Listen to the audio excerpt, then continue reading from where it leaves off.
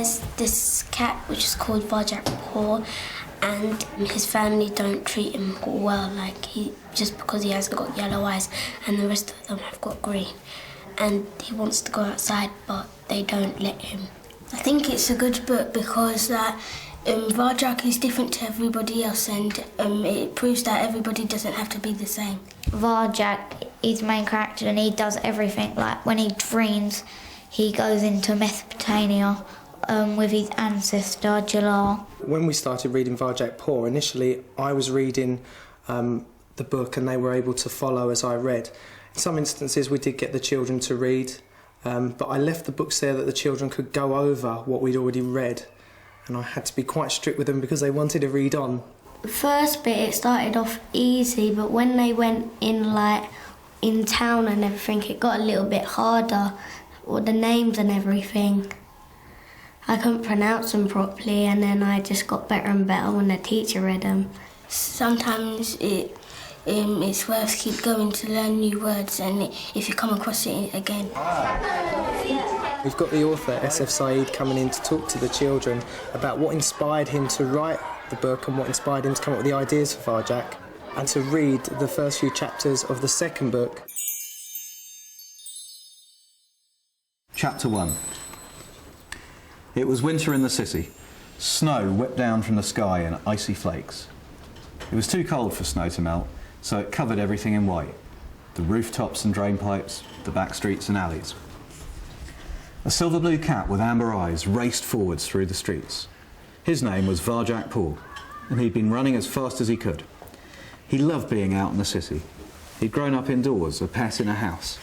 He'd always dreamed about living free and wild, and now his dreams were coming true. Beside him ran his friends, a spiky black and white cat called Holly, a shaggy chocolate brown one named Tam, and a huge black dog called Clutch. They knew the city better than Varjak. He was still learning how to survive on the streets. Thud. Thud. Thud. Varjak's fur prickled. He thought he could hear something behind him. A cat's tail thumping? Something was moving. Someone was watching him. He turned. Thud. Oh. Now he knew what that noise was. Now Varjak is about a kitten going out into the world and finding himself, who he is, and he becomes a cat. It's a rites of passage story in which a kitten grows up into a cat. So it's an intensely personal story, and all the questions are about me. Who am I? Where do I belong? The second book, I think, is much more a social or communal story. It's about us.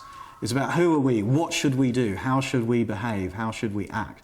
And it's about a community. So it's not really about kittens anymore. They're cats now. They're grown-ups, but they're grown-ups trying to decide how best to live in the world. Writing a children's book isn't about writing something simple. It's about writing something very important and difficult, but in a quite simple way. Children's books have always used animals to carry a lot of things that it would be difficult for for a human to carry. And I think this is just another very, very good example of that. Because the characters are entertaining, their sort of strutting and their sense of themselves. You know, you can identify with that. How did you think of the way, the martial arts? The way? Yeah, the way. 7 skills that make a cat a true cat. I guess what it comes down to is whenever I see cats out in a city, and particularly when they fight each other, it looks to me like something from a kung fu movie or a samurai film. You know, when you get the 2 opponents facing each other and they just try and stare each other down, and then maybe one of them draws his sword and slash, you know, he's killed the enemy. Cat fights often remind me of that kind of thing. One of the striking things about Varjak Poor is that it's got absolutely fantastic illustrations, and that's very unusual for a book of this length. To have a novel, a real novel, illustrated is terrific. It's important to me that all the elements of the production are compelling. It's not so much a question of illustration, but what you're doing with layout and text. In lots of different places, the illustrator has done things that makes text somehow more engaging. So this sequence here, Varjak is trying to talk to a car. What he's done here is something not really like conventional book illustration, where you have text, picture. Here it's completely integrated.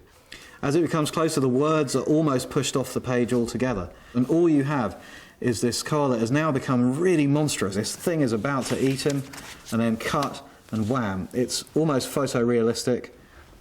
If you think about it, the camera which was there is now there, and we're seeing it from the side. And what we see right underneath the car is this tiny little cat just crouching. And that's where we've been for the last 4 pages. Now that to me is an extraordinary way of heightening a reader's involvement with the story. He's used every element of page design, white space, as well as illustration, to create something that works, I think, more like cinema than like conventional book illustration. Yeah. Where did you get the name Varjak Poor from? The name Varjak Poor? Well, it came from a mishearing of a line in a film, because I watch a lot of films. I mean, I read a lot of books, but I watch a lot of films too. So I was watching a film one day, and I just misheard this line as Varjak Poor, and I thought immediately, what a great name for a cat, Varjak Poor. There could be a whole family of paws, maybe. You could have like the elder paw, and you'd have these little paw kittens, and so that's where the idea came from. What does Mesopotamia mean? In the same place where there today is a country called Iraq, that was known for thousands of years as Mesopotamia. Now, Mesopotamia is where a lot of things began. Mesopotamia is the first place that human beings started to write things down. The first earliest human writing we know of is from Mesopotamia. So I like the idea that Varjak in his dreams would go back to the origin of everything and learn the real truth, you know, about what it means to be a cat. How did you get the names Sally Bones and Razor? I think in a book, a name is really the first thing you know about a character is their name. It's almost like the face of an actor in a film. The first time you see somebody's face on the screen, you form some kind of idea about what they're like. Are they good? Are they bad? What are they like? You know. And it's the same with a name, so the first time you see the name, you're going to know something about that character. Now, Sally Bones, I wanted to make Sally Bones a character you could tell there was something to be scared of there. So I was thinking, yeah, you know, the idea of death is about the scariest thing there is. So Bones, you know, Sally Bones. But I wanted to make it a bit ambiguous, like she's not a straight-up villain, you know. So Sally is kind of a friendly name. So you've kind of got both, Sally Bones. In the second book, there are these characters called the Scratch Sisters. Now, those names took me forever. The Scratch Sisters are these lean, mean Siamese fighting machines. There are 3 of them. That's the Scratch Sisters there, as drawn by Dave. There's Eliza, Militia and Pernicia. The Scratch Sisters are cats who you do not cross. They're like a girl gang of cats who are out there with their flick knives, claws on the street. There's an incredibly good range of characters, so you can go into it and choose whether you're going to identify with the kind of strong, weak girl gang, boy gang, whatever. I couldn't really say it's more a girl book or a boy book. And teachers generally report that, yeah, it works like that in classrooms. But boys quite like the fighting, apparently, and girls maybe like the cat aspect. I don't know, but everybody seems to find something. I think it's very important to have characters, strong characters of different genders and generations as well. So everybody's got something. I like Tolly because she thinks she's all tough, but she's not, and she's got a soft side to her. I like Cludge because I think he's really funny. At the end, he comes in at the end, or near the end, to help, and he gets through the wall eventually. My favourite person is Cludge because I like Cludge because he's a bit like me as well, because I'm quite energetic as well. One thing I really like in Varjak Poor is the character of Cludge, the dog. Cludge is good. My idea with Cludge would be that, well, they're speaking different languages, you know. This lot are speaking cat and this lot are speaking dog. But the dog knows maybe a few words of cat, you know.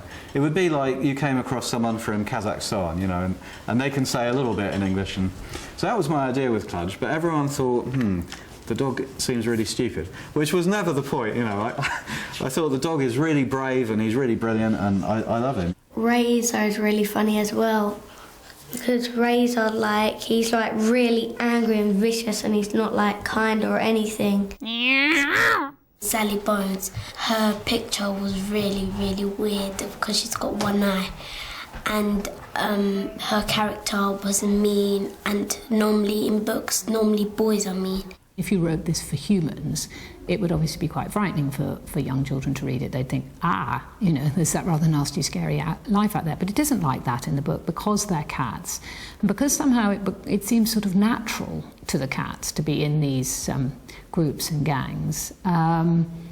So I think they love that, and they love violence. They love the drama of that. They love the excitement of it. They love the sympathy. You know, there's a lot of sympathy in this book. There's a lot of complicated emotions that are being explored.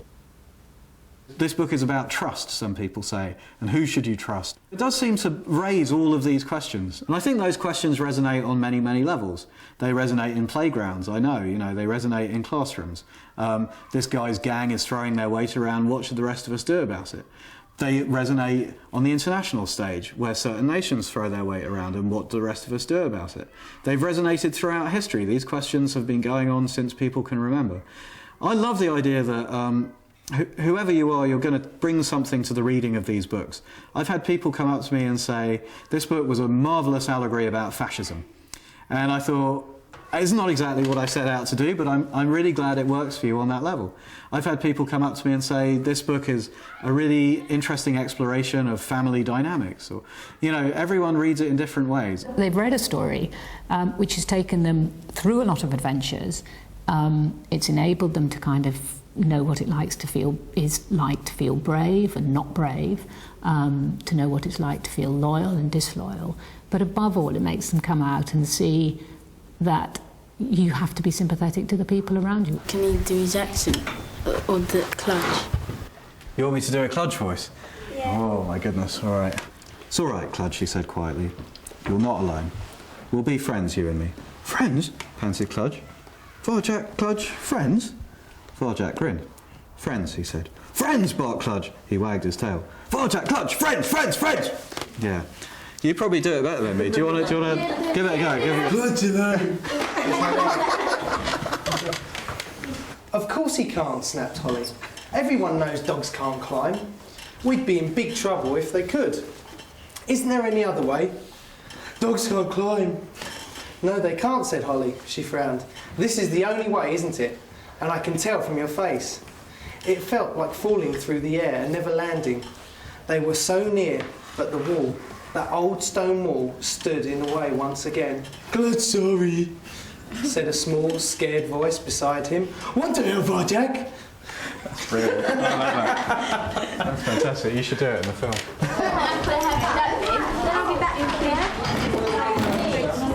It's so nice to just see people who've really enjoyed reading a book, and it's obviously got into their imaginative lives. And, it's been fantastic. Yeah.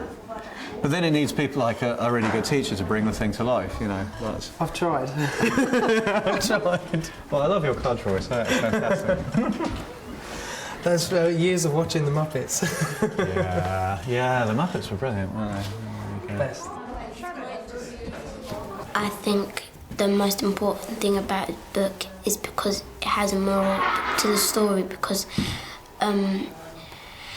Varjak wanted, his dream was to go outside and see the outside and not just his garden and his house. And that's just like telling other children, if you want your dreams to come true, you have to face all the consequences.